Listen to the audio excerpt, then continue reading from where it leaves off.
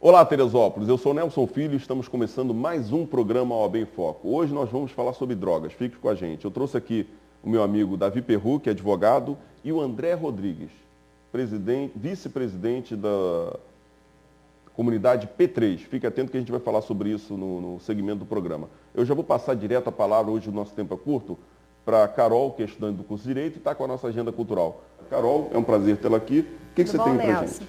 Nelson, a gente tem hoje aqui a oportunidade para os advogados e vai ter concurso para Petrobras com salário de até R$ 5.800. As informações e inscrições são no site www.sesgranrio.org.br.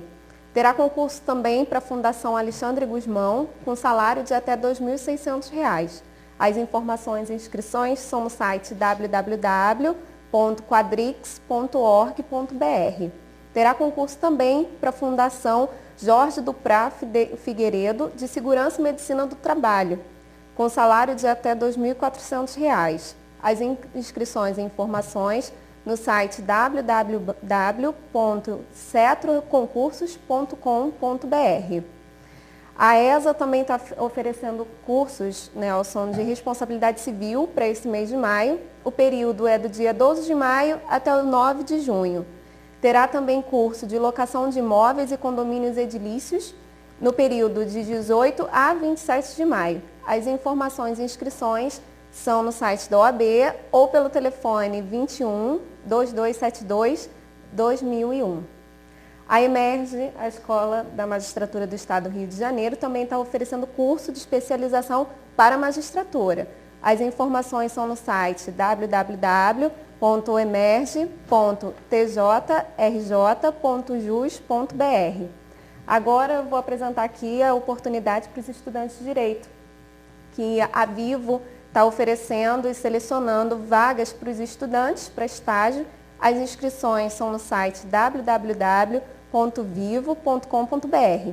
O Banco Santander também está oferecendo vaga para os estudantes e as informações e inscrições no site www.santander.com.br. E a Nestlé também está oferecendo vaga para estágio para os estudantes e as informações e inscrições no site www.nestlé.com.br. E a FES, Nelson, vai oferecer um curso para todos os estudantes. O nome do curso é Como Perder o Medo de Falar em Público. É um curso muito interessante que foi passado para a gente.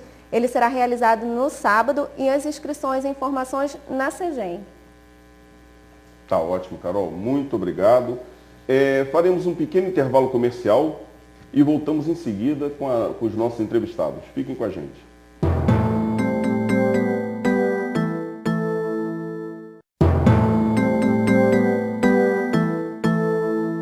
Olá, Teresópolis. Estamos de volta com o programa OAB em Foco. Aqui ao meu lado, um amigo de faculdade dos bancos universitários, o Dr. Davi Perru, e ao lado do Davi, o André Rodrigues, que é vice-presidente do projeto P3, que é uma comunidade terapêutica que faz um trabalho com dependentes químicos, não só droga, mas droga e álcool, ali no Clube Comari. Hoje nossa entrevista vai ser com eles. Antes eu vou começar falando do meu amor pela FES, eu já falei aqui diversas vezes, porque eu acho que Teresópolis deveria valorizar muito mais a FES, sabe? Dificuldade, todo aluno vai encontrar independente da universidade, se é FES, se é UERJ, todo aluno tem aquela dificuldade normal durante o curso e uma certa rebeldia. Mas eu acho a FES uma instituição de grande importância para Teresópolis. Falo isso porque o Davi estudou comigo, a FES mudou minha vida por ter trazido o curso de Direito para Teresópolis. Eu me formei, hoje sou advogado graças à FES, senão teria sido um pouco mais difícil para mim, ou bem mais difícil, porque eu já fui fazer o Direito com 34 anos. Então, para ir para o Rio de Janeiro ou para Petrópolis fazer o curso, seria muito mais difícil. E o Davi, eu imagino que seja outra história assim, porque algumas pessoas vão se lembrar. O Davi trabalhava no Hospital das Clínicas, chegou a trabalhar na recepção, na portaria, né, Davi? Exato. E o Davi foi para a FES, fez o curso de Direito e hoje é um advogado respeitadíssimo aqui em Teresópolis. Ele trabalha com direito criminal. 80% das vezes que a gente ouve falar de direito criminal 80% eu vou até exagerar, Davi. Exagerado. Porque tem outra pessoa que eu admiro aqui, é o nosso amigo José Carlos Pacheco, Tico Tico. É uma pessoa por quem eu tenho um apreço tremendo. O Zé Carlos, todos nós sabemos do meio, ele tem um problema pessoal que a gente não vai considerar aqui, mas ninguém duvida da competência jurídica do Tico Tico, o José Carlos Pacheco. E meu amigo Davi está aqui hoje para falar sobre drogas. Lei do crime de drogas, tráfico, usuário, diferenciar, fazer essa diferenciação. Davi, é um prazer tê-lo aqui, tá certo? Igualmente, Delcinho, eu agradeço a oportunidade de estar no programa aqui falando sobre isso, esse assunto tão importante, tão complexo que é sobre tráfico de drogas. Cumprimentar o meu colega aqui do lado, o André, que ele faz um trabalho na clínica dele justamente, acaba que a gente acaba trabalhando até em certo conjunto, né, sem se conhecer, né? E falar sobre as drogas, que é um problema seríssimo, que assola não só Teresópolis, mas o mundo todo. Mas em Teresópolis é um problema muito sério. Então eu agradeço a oportunidade. Só falou outra coisa aqui, Davi, se eu estiver enganado, você me corrige. Você, antes de fazer direito, você fez outra faculdade. Você é jornalista também, não é isso? Eu sou jornalista. Nunca exerci, mas sou jornalista. Nunca exerci, nunca tive coragem para exercer o jornalismo. Mas eu sou formado em jornalismo. E a filha do Davi está no 7º período do curso de Direito da FESO. Futura advogada, se Deus quiser. É conciliadora no juizado especial, não é isso? Justamente, às quartas-feiras. A Gabriela Victor. Então, Gabriela Victor, um abraço aí. Você... o programa Bem Foca é seu, já estive na FESO convidando todos os alunos para estagiar. Então, filha do meu amigo aqui, a Gabriela Victor, um abraço para você. Beijão, filhota. O André, já vou te cumprimentar, mas o André, na verdade, ele volta no segundo bloco para falar sobre a clínica e fazer uma dobradinha aqui com o Davi no bate-papo. Mas é um prazer tê-lo aqui, André. É um prazer, Nelson, estar aqui no programa da OAB e eu tenho certeza que vai ser de grande valia para a cidade de Teresópolis. Te agradeço, sei que você tem bastante coisa a falar. Davi, vamos começar nós dois aqui. Primeiro bloco, uma parte mais jurídica, vamos dizer assim. Davi, droga. Existe uma definição jurídica para droga? O que é droga?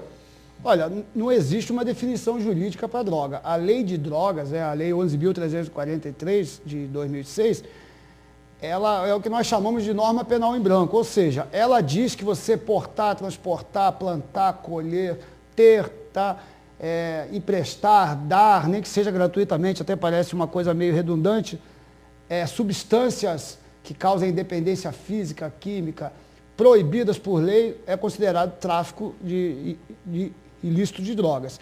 Então, depois, tem que existir legislações complementares dizendo que determinada substância ela é permitida ou não. É um exemplo bem rápido. Há uma legislação dizendo que o cloridrato de cocaína é tóxico, ou seja, é droga, é uma droga ilícita. Então, qualquer pessoa que seja apanhado vendendo, comercializando cloridrato de cocaína entra como traficante. A cannabis sativa L, a popular maconha, a mesma coisa. Existe uma legislação específica dizendo que aquela droga, que aquela erva, que pode ser usada para fins terapêuticos ou não, dependendo, no Brasil, ela é considerada droga ilícita.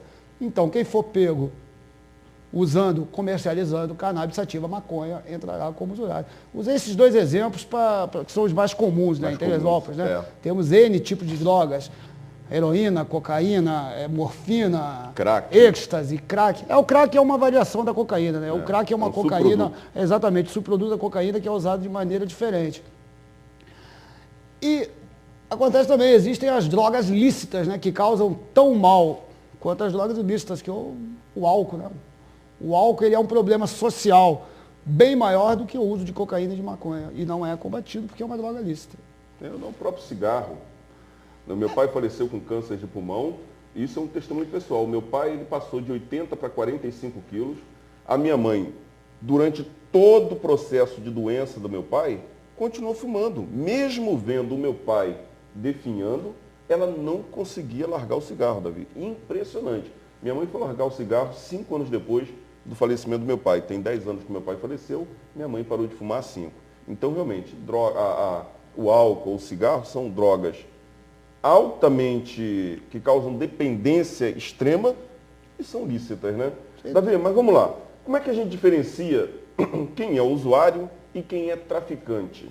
Olha, Nelson, isso aí é complicado. Por quê? Porque a legislação, a lei, ela não diz especificamente quem é traficante e quem é usuário. A legislação ela diz o seguinte, que caberá ao juiz, analisando da maneira que a droga está embalada, a condição social daquela pessoa, como foi feita a apreensão dessa droga pela polícia, o local que essa droga foi feita, N fatores subjetivos que fica a critério do juiz dizer se aquela pessoa que foi apanhada com uma quantidade de drogas, ele seria traficante ou não. Justamente por isso, é o que eu bati nessa tecla. A quantidade de drogas, ela não caracteriza se ele é traficante ou não. Eu particularmente, acho que a lei de drogas, ela beneficia as pessoas que têm um poder aquisitivo mais alto. Por quê? Porque essa pessoa tem como sustentar perante o juiz que aquela quantidade de drogas, muitas vezes uma boa quantidade de drogas, é para o seu consumo. Por quê? Porque ele tem condições financeiras de comprar uma quantidade de drogas e não ter que ir à boca de fumo todos os dias para sustentar o seu vício.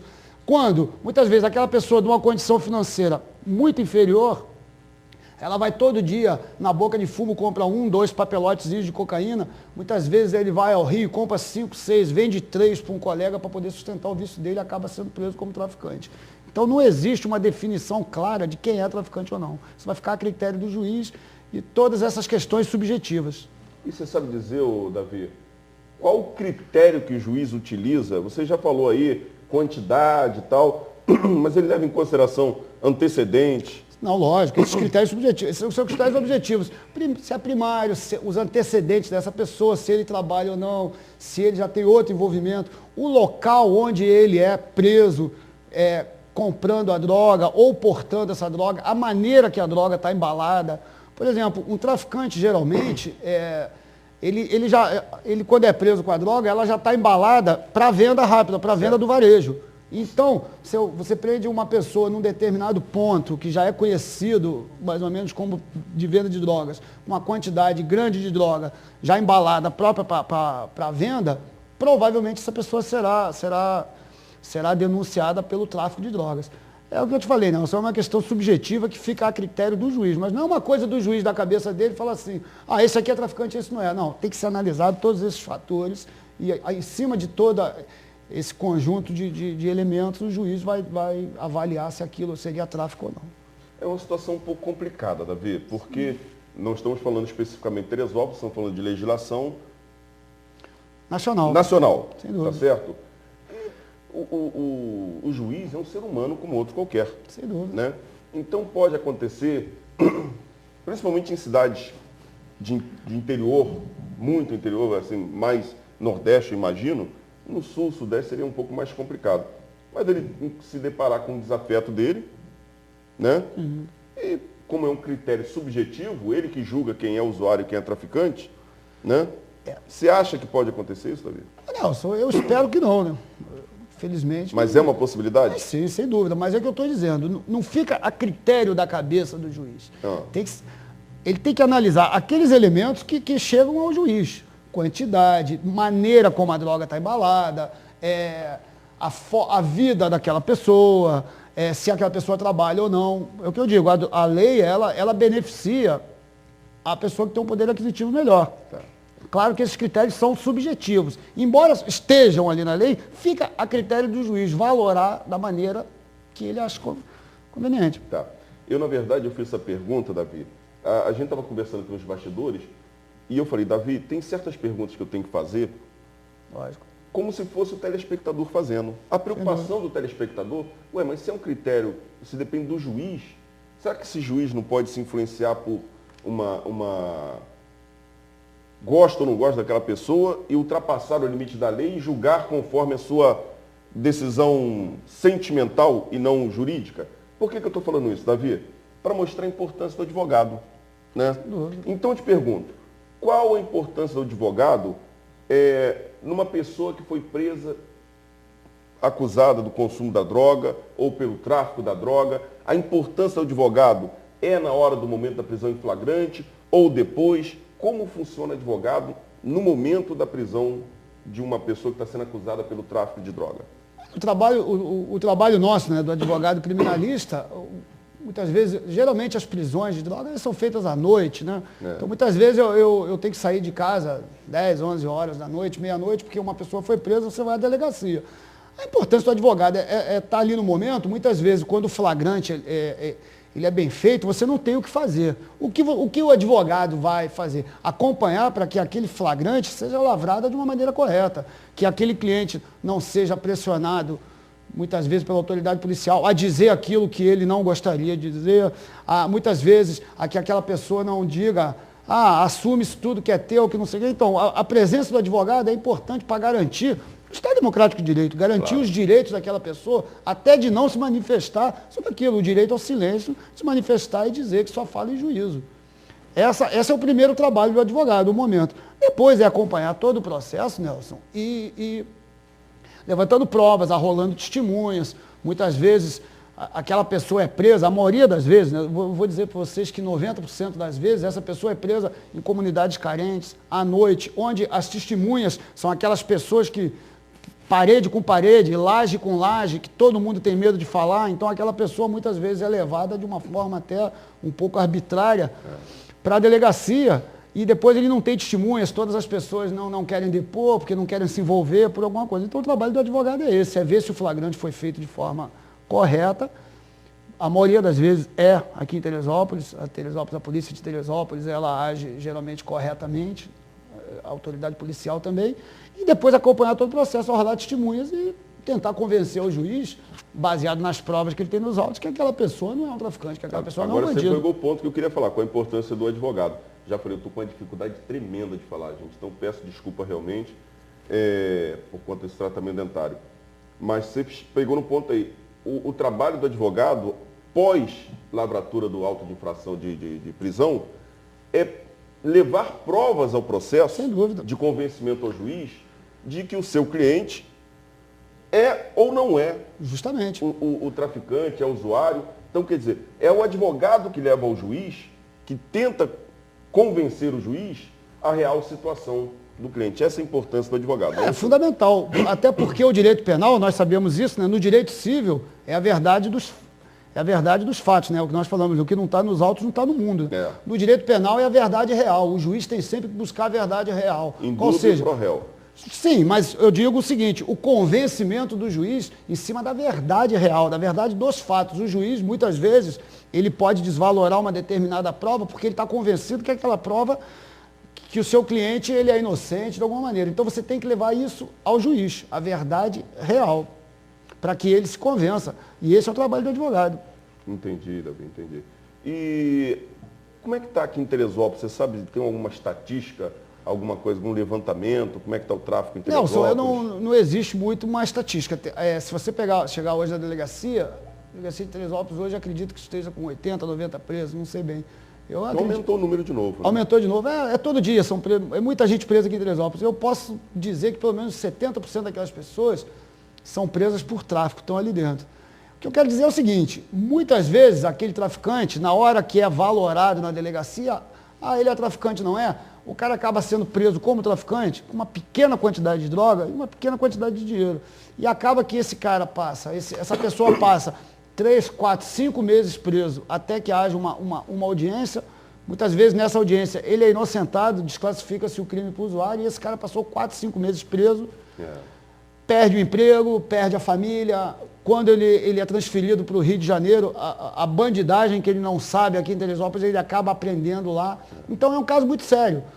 Porque, mais uma vez, eu bato essa tecla, a lei ela não especifica quem é traficante ou não. Então, essa pessoa é presa, joga-se, no primeiro momento, a presunção de culpabilidade a favor da sociedade, ou seja, indúbio pró-societá, tira-se esse indivíduo do convívio social e ele acaba depois sendo absolvido, só que ele já passou 4, 5 meses preso e ninguém tira isso de cima dessa pessoa. 1 ano e meio atrás eu passei por uma experiência um pouco até engraçada.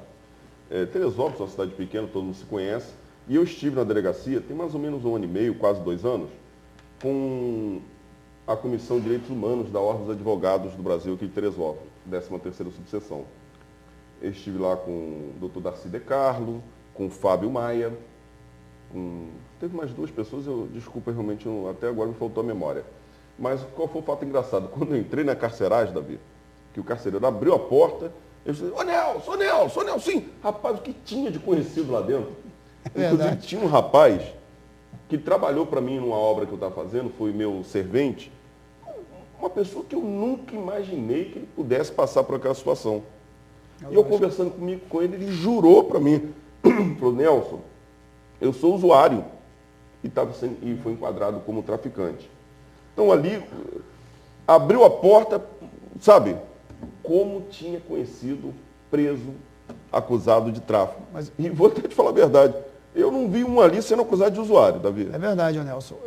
A lei, ela diz o seguinte, que quando a pessoa fornece droga, ou mesmo que venda uma pequena quantidade de drogas a pessoas do seu convívio social, pessoas do seu convívio diário, esse crime seria desclassificado, é o que nós chamamos do traficante amigo, né? É aquele cara que muitas vezes vai ao Rio de Janeiro, geralmente eles vão ao Rio de Janeiro, compram uma quantidade de drogas maior, vende uma parte para amigos e salvar, o que a gente chama de salvar o dele, entendeu? Ele gastou R$100, vende a metade, botou o dele no bolso, a droga dele sai de graça. Ou ele fornece, ou são amigos que se reúnem, fazem aquela vaquinha, pô, vai ter uma festa, vamos lá comprar uma droga e tal. E essa pessoa, ele tá errado? Tá. Ele está traficando? Entre aspas, está. A lei dá essa brecha. Porém, como sempre fica a critério do juiz, até que essa pessoa chegue ao juízo, até que essa pessoa seja ouvida pelo juiz, até que o advogado reúna todas as provas e haja a audiência de instrução e julgamento onde pode ser desclassificado o crime dele, essa pessoa ela passa 3, 4, 5 meses, dependendo, preso.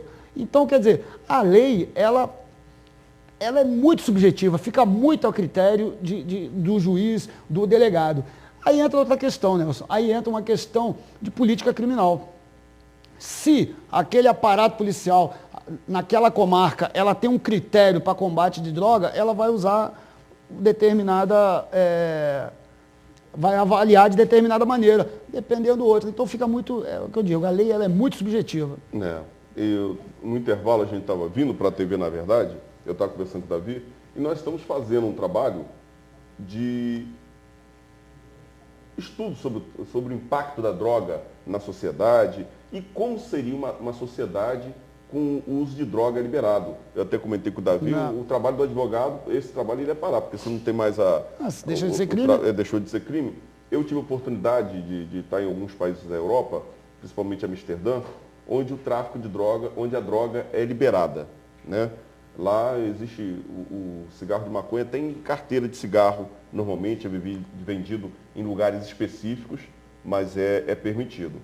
Então, a gente está fazendo esse estudo para ver o impacto, porque existe aí um gasto de 150 milhões de reais mês que o Estado gasta com o impacto da droga na sociedade. Seja com política de saúde pública, porque o usuário de droga não existe clínica, por isso que o André está aqui, não existe um tratamento preventivo para evitar que aquela pessoa deixe de ser usuário e passe a ser traficante para poder sustentar o próprio vício, porque todo mundo começa como usuário.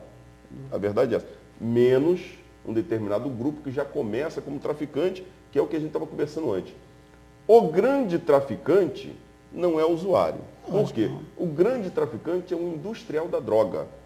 É ele que tem o grande lucro com o tráfico de drogas, né, Davi? Lógico, Nelson. E eu sempre digo uma coisa, a gente vê muito na televisão, né? Você vê na televisão, polícia sobe o morro no Rio, aí prende o chefão do tráfico.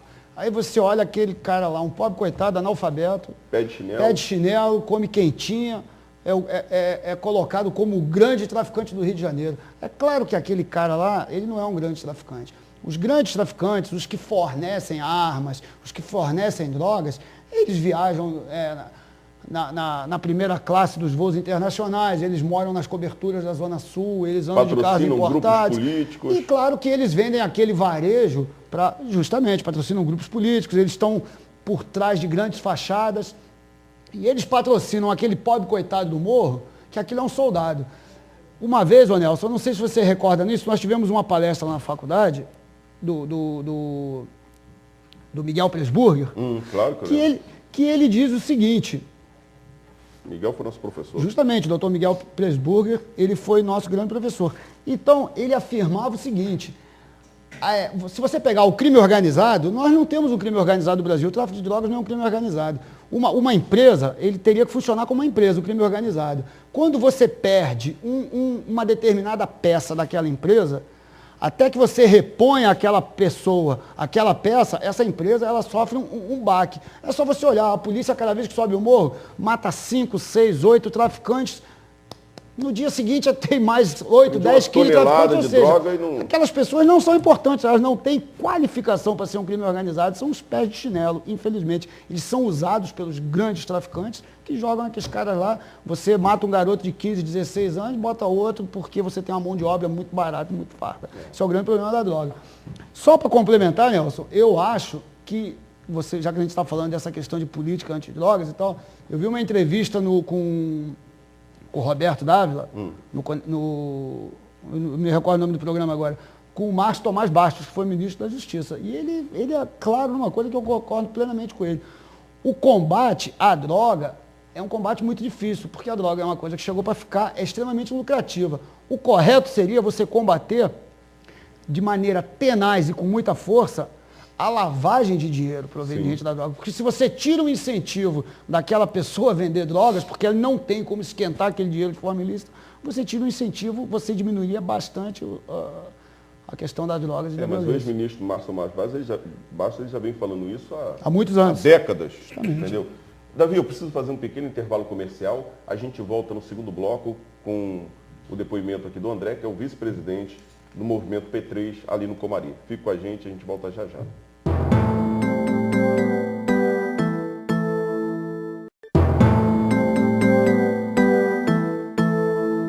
Estamos de volta com mais um bloco do programa OAB em Foco, hoje eu com uma dificuldade tremenda para falar, então vou pedir até ajuda aqui para o Davi para me ajudar a entrevistar o André. Como eu falei, ele é vice-presidente do Projeto P3. André, é um prazer tê-lo aqui, a gente já te cumprimentou no primeiro bloco e já vou logo começar perguntando, André, o que é a comunidade P3? Bom, a comunidade P3 ela funciona na cidade de Teresópolis há 10 anos, atendendo usuários de drogas e álcool que estão em busca de uma recuperação, estão em busca de estacionar a doença da dependência química. É um trabalho muito árduo, é um trabalho missionário, mas que tem dado muitos frutos, tanto em Teresópolis, Rio de Janeiro e a nível de Brasil. Entendi. Uma curiosidade que me veio agora olhando para você aqui, qual o seu envolvimento? Como é que você começou nesse projeto, André? Bom, o projeto P3 ele não é uma clínica, por quê? Porque nas clínicas tem muro alto, tem um enfermeiro, tem um médico para dopar, para dar aquele remédio, aquela medicação. A comunidade terapêutica é diferente, a pessoa tem que querer se tratar. Chegando lá dentro é feito todo um trabalho em cima dessa pessoa.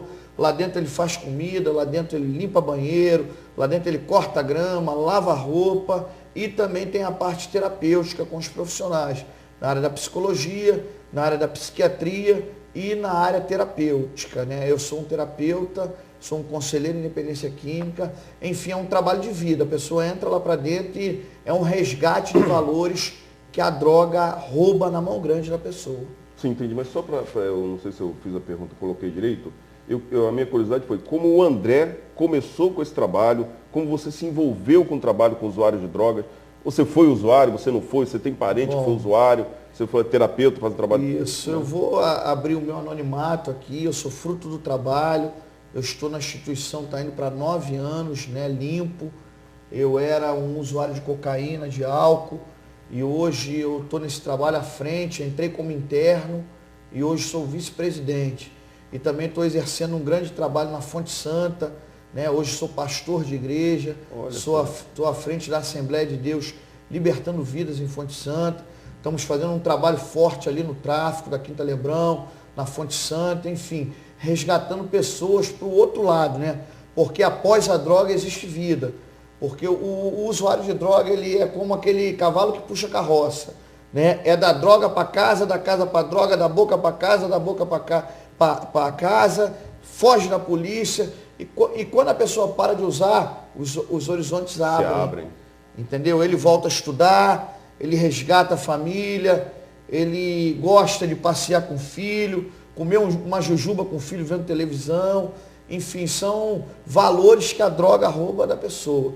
E eu entrei para a instituição e estou até hoje, só por hoje, um dia de cada vez, conseguindo aí muitas vitórias. Para você ver, né? Quando o André chegou aqui, na verdade, perdão, é um trabalho feito pela Natália, que é estagiária aqui do programa, aluna da FESO, junto com a Camila Aliverte, que é advogada, estiveram lá na clínica. E eu conheci o André aqui hoje. Aí eu perguntei para o André, André, você tem problema de falar de alguma coisa? Eu posso perguntar o que eu quiser? Pode, fica à vontade. Desculpa, gente. E agora eu fiz essa pergunta de improviso aqui. Eu fiquei até surpreso, André. E eu acho muito importante ter feito essa pergunta, porque a gente vê a pessoa usuária de droga, ele não deve se entregar. Né? Você admitiu aí, deu seu testemunho, que você usou a droga, procurou a ajuda, o apoio, você falou um dia de cada vez, isso. É o mesmo lema do AA, né, dos Alcoólicos Anônimos.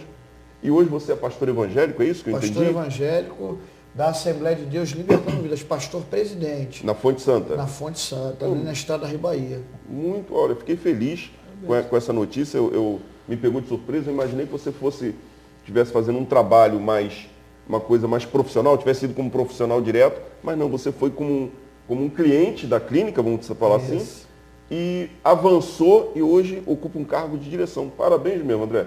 Fiquei bastante feliz. Então, vou fazer outra pergunta. Quais são os teus clientes? Por que essa pergunta?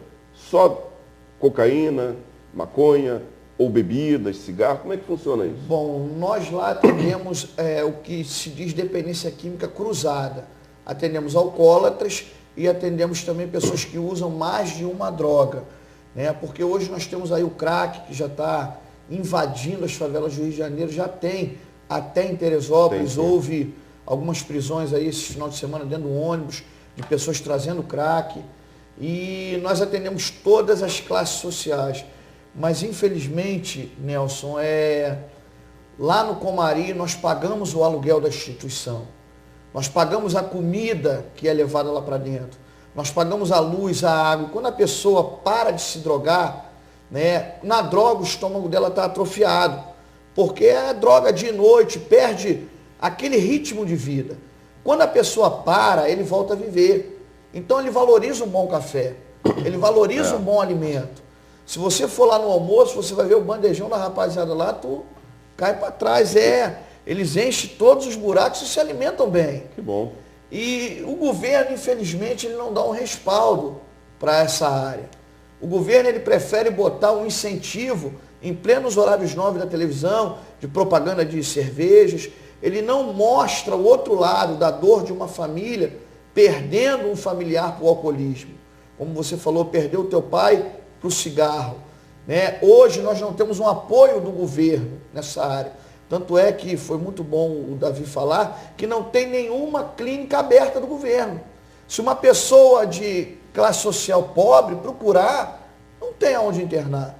Então hoje nós infelizmente atendemos todas as classes, mas o tratamento ele é pago. Por quê? Porque eu tenho que pagar o meu aluguel, eu tenho que pagar a comida, eu tenho que pagar o quadro de profissionais, que nós temos psiquiatra, psicóloga, nutricionista, clínico geral e os conselheiros que trabalham lá na instituição.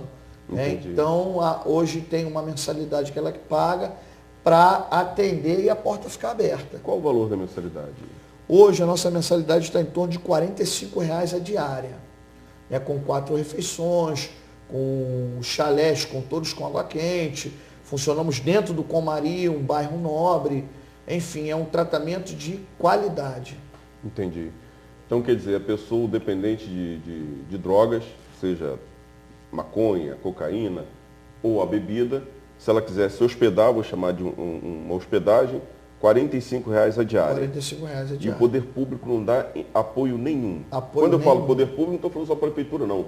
Estadual, a nível estadual e nacional. Não existe. Não existe. Uma política... Nós temos um apoio da prefeitura, né, que ela paga 3 vagas sociais lá. Mas eu quero até agradecer a prefeitura, quero agradecer também o pastor Israel do Couto, da Assembleia de Deus, que é secretário de governo. Ele paga 5 vagas lá também, mas para por aí. Eu acredito que se tivesse um investimento mais forte do governo, nós poderíamos atender todas as classes sociais, porque a droga ela atinge desde o rico até aquele da favela. É claro, André, porque a gente está fazendo um trabalho, como eu te falei, são 150 milhões gastos por mês no combate ao tráfico de droga. No combate. A gente está falando especificamente do combate ao tráfico de drogas, não a bebida. Então, se você pega 150 milhões, se a gente gasta com arma, com o serviço de saúde, Repressão, com a repressão, com o serviço de saúde, com pessoas que são baleadas, aquelas coisas assim. Se pegasse parte desse dinheiro e investisse em política de prevenção, em clínicas de tratamento, para tirar esse drogado, esse usuário do tráfico, do consumo da droga, né? Eu acho que seria muito mais proveitoso, foi o que você falou, o governo incentiva. Não posso nem dizer que é o governo, porque na verdade somos nós. O mercado aí, se a gente bebe, quer dizer, eu não bebo, na verdade, eu não bebo nada alcoólico. Mas se você vê um Zeca Pagodinho ou outro ator divulgando uma marca de bebida aí, não é por conta do governo. Na verdade, culpados somos nós que bebemos aquela, que usamos, consumimos aquele produto e o mercado está aí para divulgar o seu produto, ele faz a propaganda, né?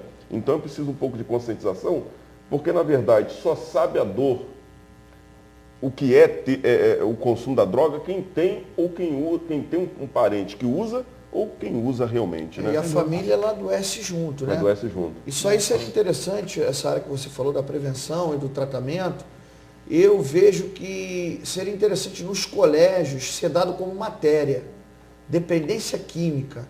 Né? Uma vez por semana, um profissional ir lá, falar para os adolescentes, falar porque o que acontece? O jovem na comunidade carente vê o primo dele, gerente do tráfico, né, portando um fuzil, com uma moto, com um tênisinho Nike. Aquele primo é um mito. Ele vai querer no futuro, é como o doutor falou aqui, no futuro ele vai querer ser igual ao primo dele. Por quê? Está com dinheiro, está com cordãozão de ouro. Então, se fosse uma matéria dada no colégio, na área da prevenção, qual os danos que a droga vai te dar? A gente cortaria muita coisa aí de dor e sofrimento. Mas você não tem um projeto de dar essas palestras, ministrar essas palestras? Porque eu tenho certeza que o poder público aqui no município abriria as portas dos colégios municipais para você e com certeza até o Estado abriria as portas dos colégios estaduais para que vocês pudessem ministrar essas palestras. Pode falar, Davi. Não, só complementar o que o André falou, né? Essa questão de incentivar e de mostrar para o jovem, até porque não existe traficante velho, né? Alguém conhece na televisão traficante velho? Morre tudo então louco. A vida dos caras é muito curta. Termina com 30 no máximo. E com 30 já está no lucro. Realmente são 20, você vê quando a polícia... 22 anos, 20, 22, 19. 19, não existe traficante Verdade. velho. Isso aí. É complicado. Né? Eu acharia interessante isso aí ser levado para os colégios, para quê? Para ter outra visão da droga, né? Porque o amiguinho fala, pô, vamos fumar um baseado, que é natural, mas e a consequência? Então, mas você não tem um projeto desse? O pessoal da P3 não tem um projeto desse? Nós até damos essas palestras em colégio, mas seria bom, interessante uma parceria. Né? Porque tem um custo do profissional ir até o colégio, né? Seria interessante uma parceria, ficaria bem legal. Política está como problema de saúde. Política de saúde. Não, é um problema de saúde pública. Exato. E não tem nem dúvida disso. Então, a pergunta, você falou que são 5 vagas que a prefeitura custeia, é isso? A prefeitura tem 4 vagas. 4. Né? E o pastor Israel do Couto tem 5.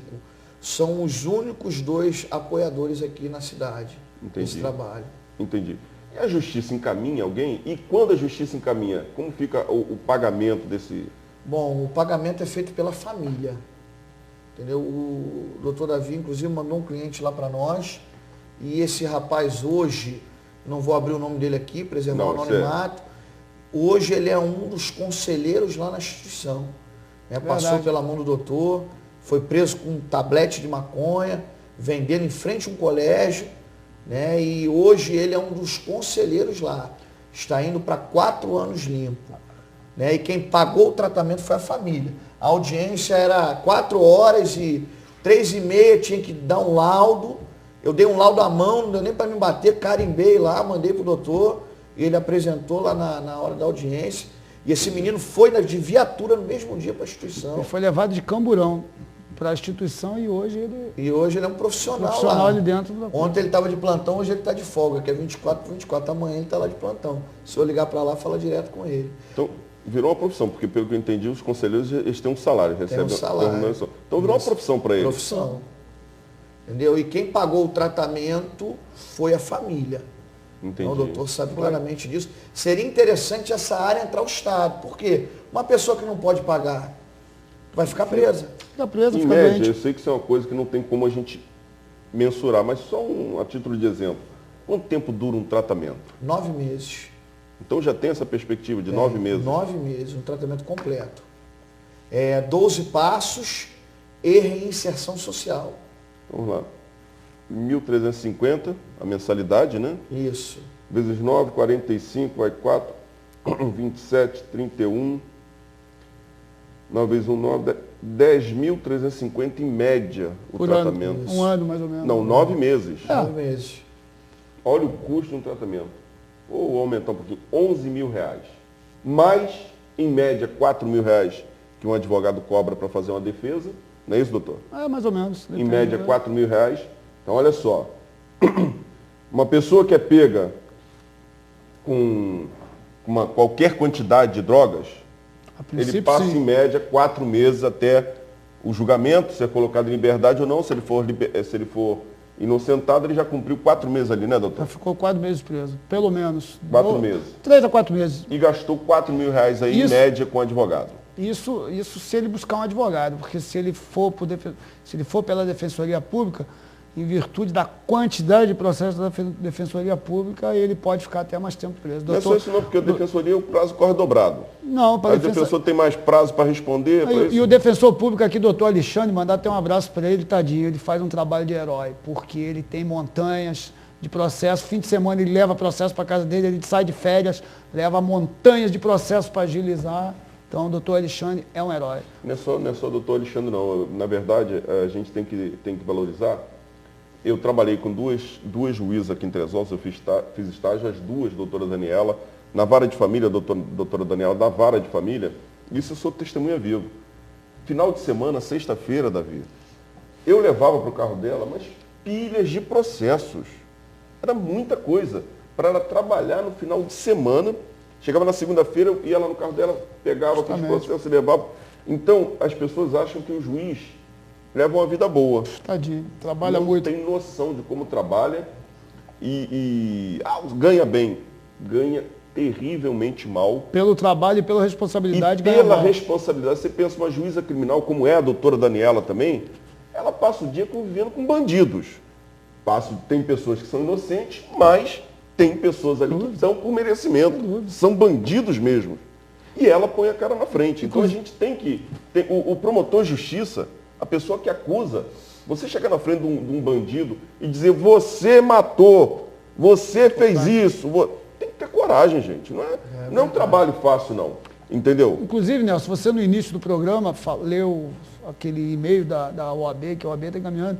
Eu acho que é urgentíssimo, Teresópolis precisa pelo menos mais uma vara criminal. Sim, com certeza. Uma segunda vara criminal, porque a doutora Daniela, titular da primeira da vara de criminal, tadinha, ela trabalha muito, montanhas de processos, precisava de mais uma vara criminal. A 13ª subseção está se empenhando para isso, porque realmente, para dar agilidade ao Poder Judiciário, né, você precisa de mais varas. Então, realmente, isso é uma preocupação do Dr. Jefferson, que é o presidente da 13ª subseção. Pode ter certeza disso que ele está empenhado. Entendeu?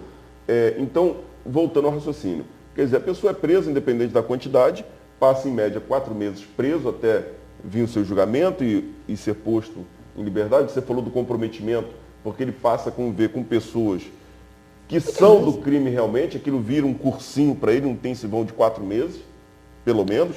Né, Davi? Não é a regra geral, mas você tira aquela pessoa aqui do convívio da família, de repente ele não é um bandido, ele é aquele traficante usual, é aquele cara que compra, 20 papelotes, vende 5 para os amigos para salvar o dele, você acaba jogando aquele cara lá para baixo, lá porque eles chamam lá para baixo, vai para Bangu, vai para Magé, vai para Polinter da Pavuna, que vocês não queiram imaginar o que é aquilo é inferno. E aquele cara passa a conviver com traficante do comando vermelho, do terceiro comando, traficantes grandes, traficantes baixos.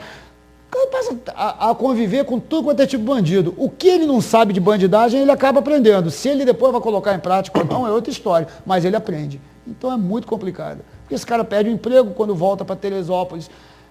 Ele tem filho para criar, o que ele sabe fazer? Vender droga. Quando ele não sabe, ele aprendeu. Então o que eu vou fazer? Então é muito complicado. Estamos lá concluindo nossa matemática, mas infelizmente vou ter que fazer essa conclusão no próximo bloco, porque a gente precisa fazer um intervalo comercial, né?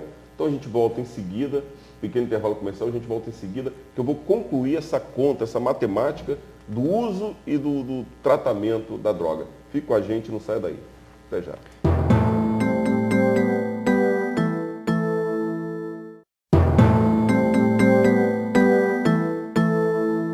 Estamos de volta com o terceiro e último bloco do programa OAB em Foco de hoje. Aqui do meu lado, o Davi Perrucchi, advogado, e o André Rodrigues, da comunidade P3, que faz um trabalho com dependentes químicos. No bloco anterior, a gente estava falando do custo do advogado, em média R$4.000, para aquela pessoa que foi presa, independente da quantidade, ele passa um período de até 4 meses, não é isso, doutor Davi? Não. Que a gente estava comentando, preso até ver julgamento, ser posto em liberdade ou não, ou descer para cumprir pena. Então, essa primeira fase da defesa, em média, R$4.000. A média, R$4.000. Cobra um pouco menos, a tabela da OAB manda cobrar um pouquinho menos. Depende. Mas em média, R$4.000. Em média, R$4.000. Aí você vem a outra parte do custo disso. Nós temos uma clínica, a única clínica de apoio ao dependente químico aqui em Teresópolis, que faz o tratamento, cobra uma diária de R$45. Nós fizemos uma conta aqui rápida. Em média, 9 meses de tratamento de custo. Então você teria aí quase R$11.000 de custo de tratamento para o usuário, para o dependente químico. Realmente é um custo até elevado, né, André? Que não é qualquer pessoa, aquele usuário pé de chinelo realmente não tem condições. E tem outro problema. Se ele é o usuário que está fazendo tratamento, ele não está trabalhando. Se ele não está trabalhando, quem é que tem que custear? A família. Novamente a família penalizada. E a gente estava comentando que não existe um incentivo do poder público. Você comentou, agradeceu a prefeitura, agradeceu o pastor Israel do Couto. Parece que o pastor mantém 5 bolsas e a prefeitura 4. Não é isso? Mas é pouco. A sua capacidade de relação para quantos? 30. Chegando até 40. 30, capacidade máxima 40. Isso. Gostaria de fazer uma pergunta ao André. O plano de saúde cobre esse tipo de plano? Quem tem plano de saúde cobre esse tipo de tratamento? Não cobre. Nenhum plano de saúde cobre esse tipo. Cobre. Absurdo, isso é uma doença. Os planos de saúde deveriam pelo menos cobrir isso. Né? Você pegou um ponto interessante aí, Davi. A Organização Mundial de Saúde catalogou como doença. Dependência química é doença. Isso me veio agora. Isso que de repente é uma pergunta interessantíssima, porque se é uma doença, está catalogado como doença, e o plano de saúde, mas eles devem ter no contrato deles ali já uma previsão para isso, né? Eu acredito que sim, mas ele me veio essa curiosidade, né? Se o plano de saúde cobriria esse tipo de tratamento. O sonho do P3 é ter assim uma coluna na área financeira, por exemplo, uma pessoa que investisse, né, mensalmente. Por quê? Com o investimento do governo, da prefeitura... Patrocinadores. Um patrocinador, porque uma parceria, a gente poderia atingir esse nível aí, né, de pessoas carentes. Porque às vezes me dói muito, Nelson, quando chega uma pessoa pedindo socorro, querendo parar de se drogar.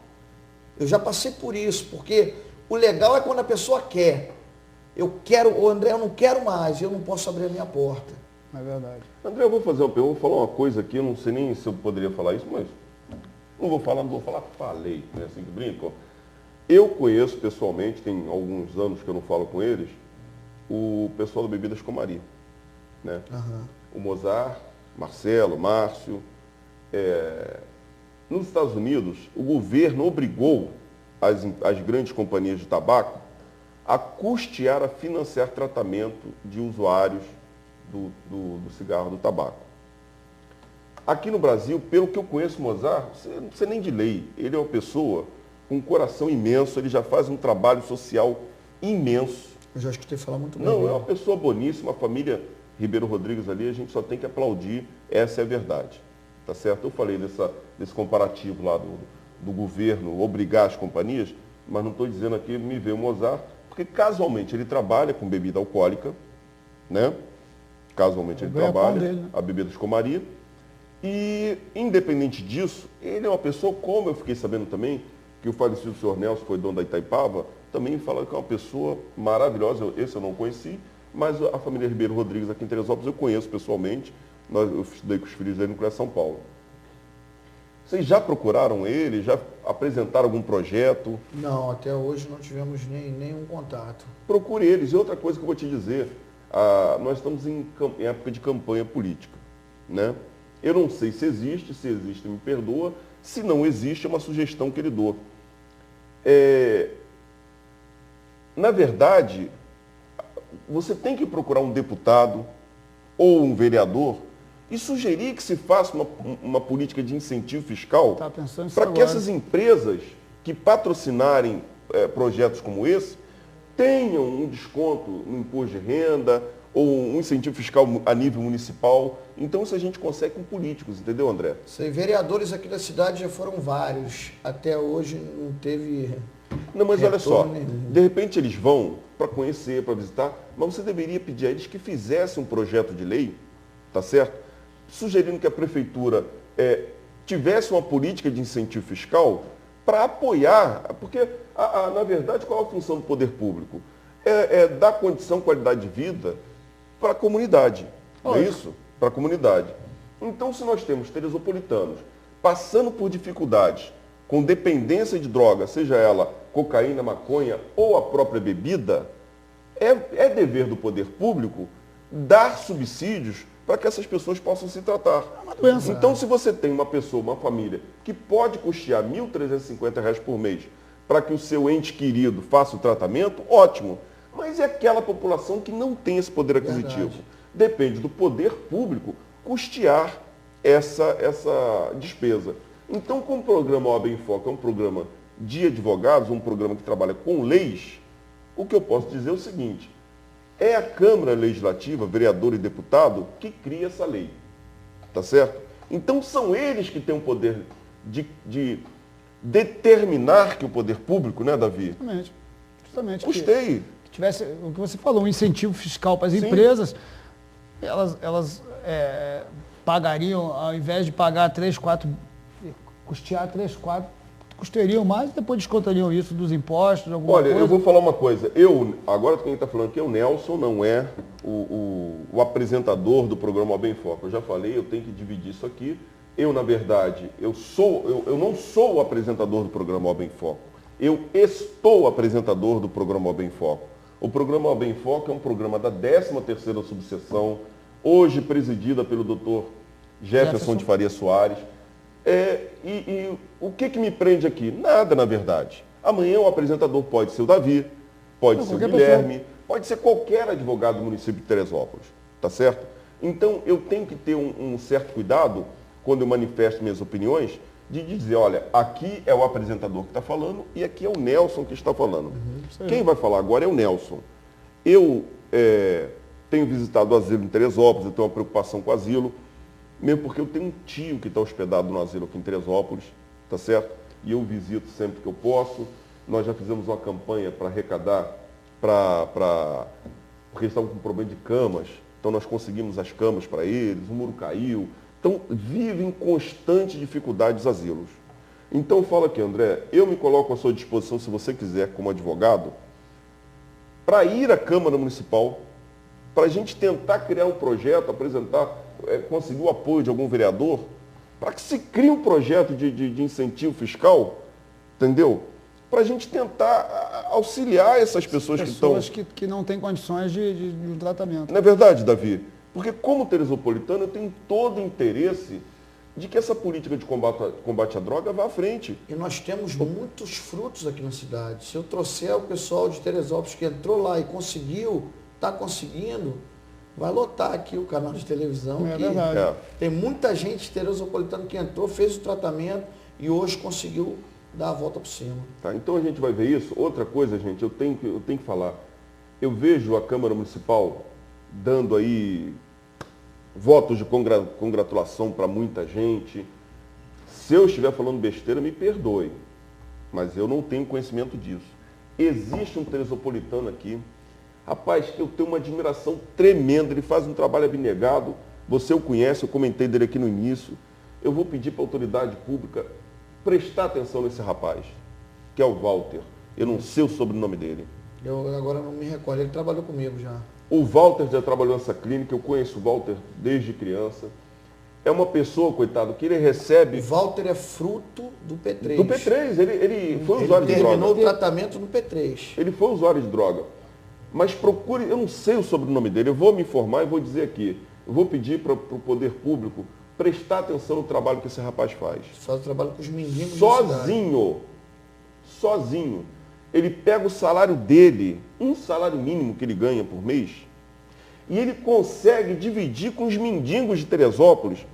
Só para você ter noção, ele pega os mendigos, ele dá banho, ele faz a barba, ele cuida dos ferimentos. Eu já vi mendigo que o próprio Hospital das Clínicas não quis mais tratar, alegando assim, olha, você não tem jeito. Porque ele ia lá, o hospital tratava, fazia um curativo, o mendigo ia, bebia todas, tirava aquele curativo, aí voltava lá com aquele ferimento aberto, todo comprometido. E o Walter ia lá, pegava aquele mendigo, levava em posto de gasolina, no banheiro de posto de gasolina, pedia autorização para dar banho. É uma pessoa que a gente tem que admirar e bater palma para o trabalho desse rapaz. Tá certo? Eu saí um pouco do foco do nosso mas é importante sobre isso. Sim, a gente tem que dar valor a quem tem valor. Tá certo? Então, André, eu me coloco à sua disposição, se você quiser, para a gente procurar vereadores, para a gente procurar até deputados, para ver se existe a possibilidade de fazer um projeto de lei de incentivo fiscal. Até porque, Nelson, nós temos vários vereadores médicos que trabalham na área de saúde. Doutor Carlão, meu amigo. Doutor Carlão, Habib, o Ademir enfermeiro, trabalhou anos no Hospital das Clínicas, enfermeiro. São pessoas que sabem muito bem o que é isso, que poderiam, têm conhecimento de causa sobre os males que a droga faz ou não. Meus amigos, eu só tenho que agradecer a presença de vocês aqui. Davi, Nelson, já falei, o programa OAB não é meu, eu estou apresentador, eu preciso do apoio de vocês, advogados, o advogado amigo aí que tá assistindo. A cadeira aqui é sua, você está de portas abertas. Davi, sempre que você quiser voltar, está de portas abertas. Se você tiver alguma ideia para o nosso programa, está aí. Eu preciso passar para as considerações finais, vou passar a palavra para o Davi. Desculpa, passar primeiro para o André, porque como o Davi é advogado, a gente encerra o programa com a palavra. André, muito obrigado. Eu só tenho a agradecer, Nelson, esse espaço aí que você está abrindo para a dependência química, para o tratamento, para essa doença que está cada vez crescendo mais a nível de Brasil e do mundo. E eu já quero mandar um abraço para todo o pessoal que está vendo o programa e o pessoal lá da Fonte Santa também, da Quinta Lebrão, que está acompanhando, o pessoal da Assembleia de Deus Libertando Vidas, que fica situada ali na estrada Rio-Bahia, né, quilômetro 78, em frente às Torres da Ampla. E o P3, que está localizado na rua Carlos Guinle, número 1433, no Comari. Telefone 2642-1391 ou 2642-6494. Muito obrigado, doutor. Eu que agradeço, André. Davi, com você a palavra. Nelson, eu agradeço o convite para o programa, né? Eu acho interessante tentar esclarecer para a população os riscos que a droga trazem, os riscos que as drogas trazem, não só para o usuário ou para o traficante, mas para toda a família, né? Quando você prende alguém por droga, você está punindo, a maioria das vezes, toda a família, porque aquele cara, muitas vezes, ele trabalha, ele vende até droga, seria um bico, né? Para fazer um extra, e você acaba punindo a família dele também. Ele tem filho, mulher, mãe, pai. Você acaba causando um mal muito grande. Mas também é aquela coisa, o cara que realmente, aquele agente que realmente é traficante, ele tem que ser punido, porque ele vendendo drogas também, ele faz um mal muito grande à sociedade. Cumprimentar o André, foi um prazer conhecer, André. Poxa, aquele negócio, eu encaminhei uma vez, na verdade não fui eu que encaminhei, né? Foi a doutora Daniela, sensibilizou com a situação desse rapaz e encaminhou o tratamento, e eu já tinha ouvido falar muito da P3, mas não te conhecia. Foi um prazer te conhecer. Prazer, doutor. E você pode contar que eu estou à disposição para você precisar da gente, só ligar, assim, e agradecer o pessoal do programa. Isso aí, eu fico feliz com essa confraternização aqui, os dois se conheceram, já estão se comprometendo, eu já me comprometi. Novamente, eu vou pedir desculpas pela minha dificuldade de fala, eu estou em fase de tratamento, em breve vou terminar isso, se Deus quiser. Dizer para você, deixar o nosso e-mail de contato aí, oabenfoco.teresópolis, oabenfoco.teresópolis, perdão, oabenfoco.teresópolis@oabrj.org.br. O Bruno vai colocar embaixo para a gente aí. Eu sou o Nelson Filho, me despedindo aqui de mais um programa OAB em Foco. Até o próximo programa. Um abraço a todos.